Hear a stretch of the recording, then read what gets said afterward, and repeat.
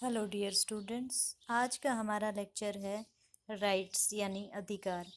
इस लेक्चर में हम जानेंगे कि अधिकारों से क्या अभिप्राय है, अधिकारों की क्या प्रकृति या विशेषताएं हैं, अधिकारों के प्रकार क्या क्या हैं, अधिकारों का कर्तव्यों के साथ क्या संबंध है। आइए शुरू करते हैं आज का लेक्चर। अधिकारों के बारे में आप सभी जानते ही होंगे कि अधिकार वो सुविधाएं, अवसर या परिस्थितियां होती हैं जिनका प्रयोग करके व्यक्ति अपने व्यक्तित्व का विकास कर सकता है। यानी जो अधिकार हैं उनका मनुष्य के जीवन में बहुत ज़्यादा इम्पोर्टेंट प्लेस है। मनुष्य के व्यक्तित्व का विकास और उन्नति इन्हीं पर निर्भर करती है। इसीलिए लास्की महोदय लिखते हैं कि अधिकार वो परिस्थितियां हैं जिन्हें प्राप्त करके व्यक्ति अपने जीवन के शिखर तक पहुंच सकता है। इसी प्रकार से वो ये भी कहते हैं कि एक राज्य की पहचान अगर आपको करनी है तो उसकी पहचान उसके द्वारा उसके नागरिकों को दिए गए कर्तव्यों से आसानी से की जा सकती है कि वो कितना कल्याणकारी राज्य है या कल्याणकारी राज्य नहीं है। तो फाइनली अधिकारों का अभिप्राय क्या है, अधिकारों का अर्थ क्या है? वो सुविधाएं या अवसर या परिस्थितियां जिनका प्रयोग करके व्यक्ति अपने व्यक्तित्व का विकास कर सकता है। बेसिकली ये दावे होते हैं जो सोसाइटी के द्वारा जिनको स्वीकृति दी जाती है। तो राइट्स की या अधिकारों की क्या क्या विशेषताएं हैं? इसकी सबसे पहली विशेषता है कि ये ऑन केवल सोसाइटी में ही पॉसिबल है, केवल समाज में ही संभव है। क्योंकि समाज में व्यक्ति दूसरों के साथ मिलके रहता है तो उसे दूसरों से कुछ काम करवाने या ना करवाने की ज़रूरत पड़ती है। इसलिए समाज से बाहर अधिकारों का प्रयोग नहीं किया जा सकता, ये केवल समाज में ही संभव है। इसकी दूसरी विशेषता ये है कि अधिकार एक दावा है, एक क्लेम है। लेकिन ये जो दावा है वो दावा कैसा होना चाहिए? तर्कपूर्ण होना चाहिए, नैतिक होना चाहिए। केवल वही दावे या अधिकार या मांग जो है वो अधिकार बन सकते हैं जो समाज के लिए उपयोगी हों। ऐसे दावे जिनसे समाज को नुकसान पहुंचता हो उन्हें स्वीकार नहीं किया जा सकता। फॉर एग्जाम्पल, अगर कोई बोले कि मुझे चोरी करने का अधिकार दे दो या मुझे मर्डर करने का अधिकार दे दो, तो इस प्रकार के अधिकार जो हैं वो समाज के द्वारा स्वीकृत नहीं किए जाएंगे, क्योंकि ये ना तो उचित है और ना ही नैतिक। तो दूसरी विशेषता क्या हुई कि ये व्यक्ति के द्वारा किए गए दावे हैं, क्लेम हैं। तीसरी विशेषता ये है कि इनको सोसाइटी के द्वारा पहचान दी जाती है, सोसाइटी इनको रिकॉग्नाइज करती है और इनको लागू भी करती है। इसके अलावा ये असीमित या एब्सोल्यूट नहीं होते हैं। एब्सोल्यूट का मतलब ये है कि अगर आपको एक बार अधिकार दे दिया तो ऐसा नहीं है कि उस पर कुछ अंकुश नहीं लगाया जाएगा, उस पर कुछ प्रतिबंध भी लगाए जा सकते हैं। और वो प्रतिबंध इसलिए लगाए जाते हैं ताकि दूसरे व्यक्ति भी अपने उसी प्रकार के अधिकारों को एंजॉय कर सकें। इक्वल फॉर ऑल, ये सब लोगों के लिए समान होते हैं। क्यों? क्योंकि हमने क्या डेफिनेशन में पढ़ा कि जो अधिकार हैं वो व्यक्ति की उन्नति के लिए आवश्यक हैं। यानी अगर वो एक व्यक्ति की उन्नति के लिए ज़रूरी हैं तो वो दूसरों के लिए भी उतने ही ज़रूरी होंगे। इसीलिए अधिकार देते समय जाति, धर्म या लिंग के आधार पर भेदभाव नहीं किया जाता है। तो हम कह सकते हैं कि they are equal for all. इसके अलावा जो अधिकार हैं वो कर्तव्यों से जुड़े हुए होते हैं। कर्तव्यों से जुड़े हुए होने का मतलब ये है कि जो अधिकार हैं, अगर आपको कुछ अधिकार दिए जाते हैं तो बदले में आपसे कुछ कर्तव्यों की अपेक्षा भी की जाती है। यानी ये दोनों एक ही सिक्के के दो पहलू हैं। फॉर एग्जाम्पल, जैसे आप सभी स्टूडेंट हैं, आपको शिक्षा का अधिकार दिया गया। तो शिक्षा के अधिकार का मतलब ये है कि जो गवर्नमेंट है वो आपको शिक्षा दिलाने के लिए जितनी भी परिस्थितियां पैदा करनी है, चाहे वो स्कूल कॉलेज खोलना हो, चाहे उसमें टीचर्स की अपॉइंटमेंट करनी हो, वो आपके लिए किताबों का अरेंजमेंट करना हो, है ना, या और जो दूसरे प्रकार की जो भी चीज़ें हैं वो अरेंज करनी हो, तो वो करेगी। क्यों? क्योंकि उसने आपको शिक्षा का अधिकार दिया है। लेकिन साथ में वो आपसे उम्मीद करती है कि आप अब उन स्कूल कॉलेजेस में जाके मन लगा के पढ़ाई करें। अगर आपको अधिकार मिल गया है लेकिन आप अपना कर्तव्य यानी आप खुद पढ़ाई नहीं कर रहे हैं तो ऐसे में आपके इस अधिकार का कोई बेनिफिट नहीं है। इसका मतलब क्या है कि they are bound with duties, ये कर्तव्यों से जुड़े हुए हैं, कर्तव्य जरूरी हैं अधिकार के साथ। ये दोनों का अलग अलग अस्तित्व संभव नहीं है। दे कीप्स ऑन चेंजिंग, यानी वो समय के साथ बदलते रहते हैं। जैसे जैसे समाज की आवश्यकताओं में परिवर्तन होता है, वैसे वैसे आपके अधिकारों में भी परिवर्तन होता रहता है। जैसे आप देखिए कि जब तक इंटरनेट नहीं आया था तब तक हमारे पास जो राइट टू प्राइवेसी, या जो एक तरीके से आप कह सकते हैं कि जो ऑनलाइन फ्रॉड होते हैं, इसके साइबर क्राइम के खिलाफ जो शिकायत करने का अधिकार, या और जो दूसरे प्रकार के अधिकार हैं, वो नहीं थे। लेकिन क्योंकि समाज की आवश्यकता चेंज हुई, तो हमें इस प्रकार के अधिकार दिए गए हैं। यानी जैसे जैसे समाज में परिवर्तन आते हैं, समाज की आवश्यकताएं बदलती हैं, वैसे वैसे व्यक्तियों के अधिकार भी बदलते जाते हैं। जो पुरानी चीजें पड़ती जाती हैं, जो समाज के लिए बेकार हो जाती हैं, उन चीज़ों को ख़त्म कर दिया जाता है और नए हालात के अकॉर्डिंग नए अधिकार जो हैं वो डेवलप हो जाते हैं।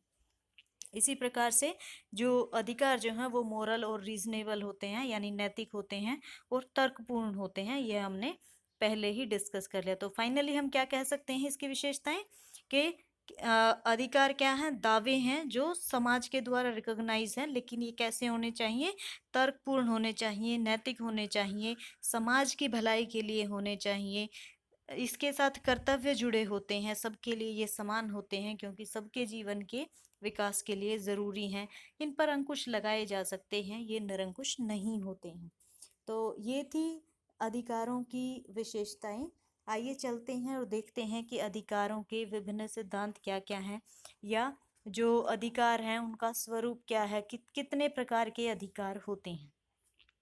तो बेसिकली अधिकारों को हम कई प्रकारों में बांट सकते हैं। जैसे हम प्राकृतिक अधिकार देखते हैं, तो प्राकृतिक अधिकार जो है वो अधिकारों का सबसे पुराना सिद्धांत है, और ये मानते हैं कि व्यक्ति को जो अधिकार हैं वो प्रकृति से उसी तरीके से मिले हैं जैसे उसको उसकी त्वचा का रंग मिला है। यानी ये जो अधिकार हैं वो समाज के या राज्य का एहसान नहीं है, बल्कि ये हमें प्रकृति की तरफ से दिया गया तोहफा है। जैसे हम हॉब्स, लॉक, रूसो या थॉमस पेन का नाम पढ़ते हैं, तो ये सारे विचारक व्यक्ति के प्राकृतिक अधिकारों के बारे में जिक्र करते हैं। इसके अलावा कुछ मोरल राइट्स यानी नैतिक अधिकार होते हैं। नैतिक अधिकारों का मतलब ये है कि समाज में जो नैतिकता के नियम है, या समाज जिन चीज़ों को अच्छा मानता है, जिन चीज़ों को नैतिक मानता है, उन चीज़ों, उन अधिकारों से रिलेटेड जितने भी अधिकार होते हैं उन्हें हम नैतिक अधिकार के नाम से जानते हैं। जैसे, क्योंकि इन अधिकारों के पीछे कोई सत्ता नहीं होती, इनका उल्लंघन करने पर व्यक्ति को दंड नहीं दिया जा सकता, तो इन अधिकारों का मानना या ना मानना व्यक्ति की इच्छा पे निर्भर होता है। फॉर एग्जाम्पल, अपने बड़ों की आज्ञा मानना, या अपने से बड़ों का आदर करना, या गरीबों पे दया करना, छोटों से प्यार दिखाना, ये सारे क्या हैं, ये सारे नैतिक अधिकार हैं। इनको अब अगर आप फॉलो नहीं भी करोगे तो आपको किसी प्रकार का कानून दंडित नहीं करेगा, पर हाँ, इसकी अगर आप उल्लंघन करते हो तो समाज आपको अच्छी दृष्टि से नहीं देखेगा। तो एक तरीके से जो नैतिक अधिकार हैं वो अभी आप समझ गए होंगे। आइए बढ़ते हैं अगले पे, और आगे है हमारे वैधानिक अधिकार यानी लीगल राइट्स।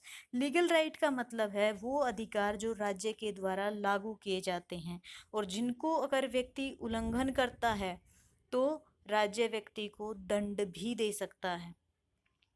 ये अलग अलग तरीके के हो सकते हैं। ये सिविल राइट्स हो सकते हैं, पॉलिटिकल राइट्स हो सकते हैं, इकोनॉमिक हो सकते हैं, या फंडामेंटल राइट्स हो सकते हैं।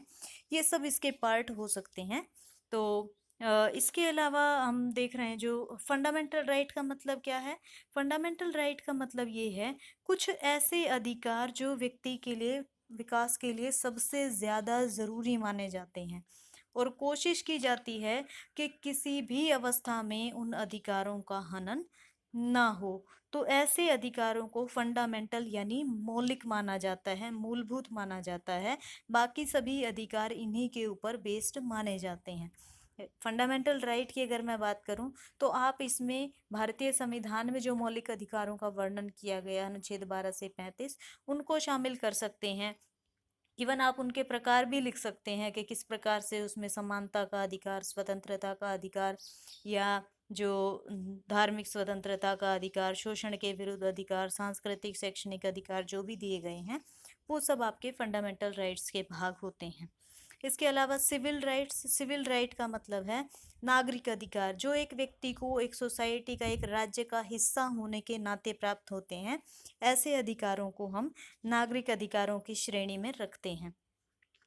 पॉलिटिकल राइट्स यानी राजनीतिक अधिकार, राजनीतिक अधिकारों में हम जैसे राइट टू वोट या चुनाव लड़ने का अधिकार, right to hold public office, या प्रार्थना पत्र जारी करने का अधिकार, या सरकार की आलोचना करने का अधिकार, ये सारे अधिकार जितने भी हैं इन अधिकारों को हम राजनीतिक अधिकारों की श्रेणी में रखते हैं।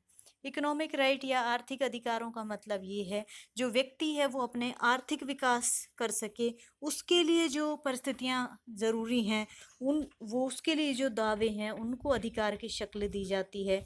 इसमें आप देखेंगे कि आपके काम करने का अधिकार या मिनिमम मजदूरी पाने का अधिकार, या एक तरीके से अगर व्यक्ति बीमार है, अपंग है या बुढ़ापे की अवस्था में है, कुछ नहीं कर सकता, तो राज्य की तरफ से उसको सहायता पाने का अधिकार है, या अवकाश का अधिकार है, काम के घंटे निश्चित होने का अधिकार है। ये जितने भी अधिकार हैं वो सभी अधिकार इकोनॉमिक राइट्स की श्रेणी में आते हैं।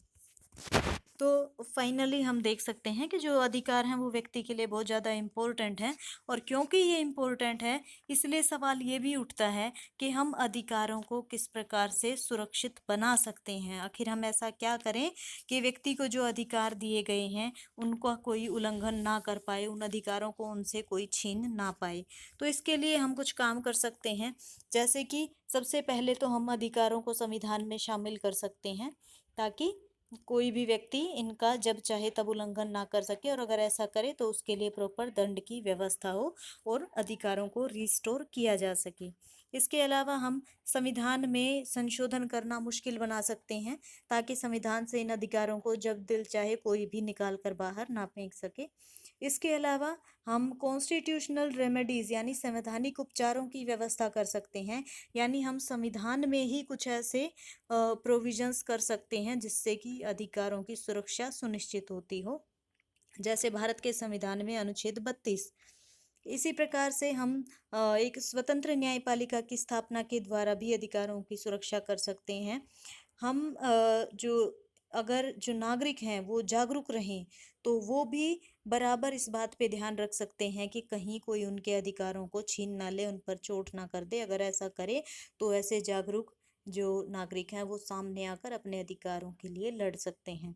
इसके अलावा डेमोक्रेटिक गवर्नमेंट भी इनकी सुरक्षा सुनिश्चित करती है, और सबसे बड़ी बात कि जो सेपरेशन ऑफ पावर हो और एक स्ट्रॉन्ग ओपोजिशन पार्टी हो, एक विरोधी दल हो जो स्ट्रॉन्ग हो, जो मजबूत हो, क्योंकि जब तक मजबूत विरोधी दल रहेगा वो सत्ता में बैठे लोगों को मनमर्जी करने से रोकता रहेगा। और सबसे बड़ी बात, फ्री और ऑनेस्ट प्रेस हो, स्वतंत्र और ईमानदार प्रेस हो, और लोगों को राइट टू इन्फॉर्मेशन हो ताकि लोगों को पता चलता रहे कि कहाँ पे क्या चल रहा है, और जो चल रहा है क्या वो उनके अधिकारों को कम करने वाला तो नहीं है। तो इस प्रकार से ये सारी स्थितियाँ जो भी हमने पढ़ी ये अधिकारों को सुनिश्चित करने में सहायता करती हैं। अब देखते हैं कि जो राइट्स और ड्यूटीज़ हैं इनके बीच में किस प्रकार के रिलेशनशिप है। हालांकि हम विशेषताएं देखते समय भी देख चुके हैं कि अधिकार और कर्तव्य जो है वो एक ही सिक्के के दो पहलू हैं। अपने आप में अधिकार जो है वो पावर्स, वो शक्ति से ज़्यादा कुछ नहीं है, लेकिन उस शक्ति को अगर एक स्वतंत्रता के तौर पे एक एंजॉय करना है, अगर उसका एक्चुअल लुत्फ़ उठाना है, अपनी पर्सनैलिटी को डेवलप करना है, तो हमें अधिकारों के साथ साथ कर्तव्यों पर भी जोर देना होगा, इनका भी पालन करना होगा, है ना। क्योंकि कर्तव्य और ड्यूटी, जो कर्तव्य और अधिकार हैं वो साथ साथ चलते हैं, क्योंकि मेरा जो अधिकार है वो किसी दूसरे का कर्तव्य है कि वो सुनिश्चित करे कि मेरा अधिकार जो है वो उल्लंघन ना किया जा सके। इसी प्रकार से मेरा कर्तव्य है कि मैं सामने वाले अधिकारों को का अतिक्रमण ना करूं। इसी प्रकार से जो राइट्स हैं वो सोशल गुड के लिए प्रयोग किए जाने चाहिए, ये हमारा कर्तव्य है। और इसके अलावा स्टेट के प्रति भी हमारे कुछ कर्तव्य हैं। वो हमें समय समय पर निभाते रहना चाहिए। तो ये थे राइट्स और ड्यूटीज़ के बीच में क्या संबंध है, क्या रिलेशनशिप है। फाइनली हम कह सकते हैं कि जो अधिकार हैं वो जीवन के विकास के लिए अनिवार्य वो परिस्थितियां हैं जिनके बिना व्यक्ति विकास नहीं कर सकता, लेकिन हम जितने अधिकार ज़रूरी हैं उतनी ही ज़रूरी कर्तव्य भी हैं, क्योंकि इन दोनों के एब्सेंस में अगर एक भी को हटाते हैं, अगर हम अधिकारों को हटा देते हैं तो कर्तव्य अपने आप में कुछ नहीं है, उसमें व्यक्ति की स्थिति दास के जैसी हो जाएगी। लेकिन अगर व्यक्ति को केवल अधिकार ही अधिकार दे दिए जाएं, उससे कर्तव्य की अपेक्षा ना की जाए, तो ऐसे व्यक्ति भी समाज में अव्यवस्था पैदा कर देंगे। तो इसलिए अधिकार या जो कर्तव्य हैं वो एक दूसरे की अनुपस्थिति में मीनिंगलेस हो जाते हैं, इसलिए दोनों को ही इक्वल इम्पोर्टेंस दी जानी चाहिए। ये देखते हैं आज के लेक्चर में हमने क्या क्या देखा। इस लेक्चर में शुरुआत में हमने जाना कि अधिकार किन चीज़ों को बुलाते हैं, कौन सी परिस्थितियाँ, कौन से दावे, कौन सी ऐसी अवस्थाएं हैं जिनको अधिकार बुलाया जाता है। इसके बाद हमने इसकी विशेषताओं के बारे में जाना। फिर हमने देखा कि अधिकारों के डिफरेंट प्रकार कौन कौन से हैं। फिर हमने अधिकारों की सुरक्षा सुनिश्चित करने वाली कुछ परिस्थितियों के बारे में जाना। और फाइनली हमने अधिकार और कर्तव्यों के बीच में संबंधों के ऊपर थोड़ा प्रकाश डाला। तो ये था हमारा आज का लेक्चर। आई होप आपको लेक्चर पसंद आया होगा। Thanks for your kind attention. Thank you.